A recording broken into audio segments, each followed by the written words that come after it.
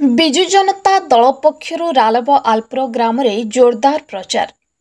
ହିଞ୍ଜିଲ ନିର୍ବାଚନ ମଣ୍ଡଳୀ ଅନ୍ତର୍ଗତଠାରେ ଆଗାମୀ ନିର୍ବାଚନ ପାଇଁ ବିଜୁ ଜନତା ଦଳ ପକ୍ଷରୁ ଜୋରଦାର ପ୍ରଚାର ଜାରି ରହିଛି।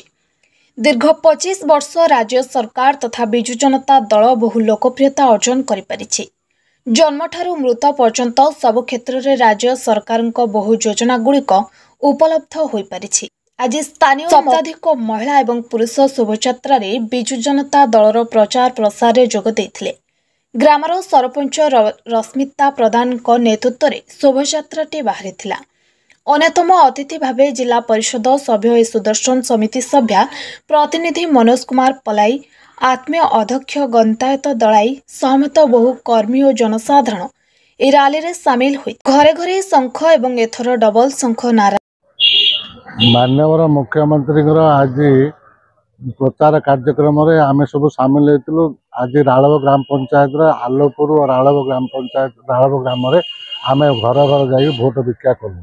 रालव आलोपुर बहु संख्यार बहुत लोक माँ मौसी आमर पुरुष लोक मैंने बहु संख्यार युव महिला समस्त बहु संख्यार उपस्थित थे।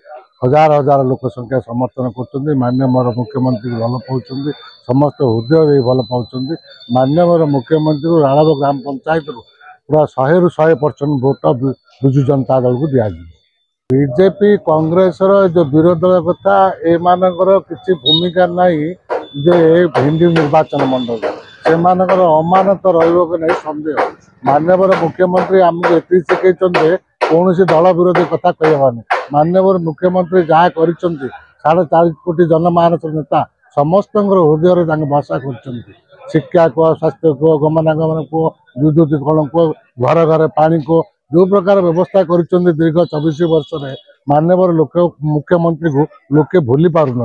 मुख्यमंत्री जोटे भोट से मुख्यमंत्री की भल पाँच शंख चिन्ह को भल पाँच। माननीय मुख्यमंत्री किपर 6ठ थर मुख्यमंत्री एवं हिंजली पंचायत समिति जा ओडिशार मुख्यमंत्री भारत वर्षर इतिहास रचिबे से चिंताधारा आम सब बिजु जनता दल कर्मकर्ता माने समस्त प्रार्थना कर।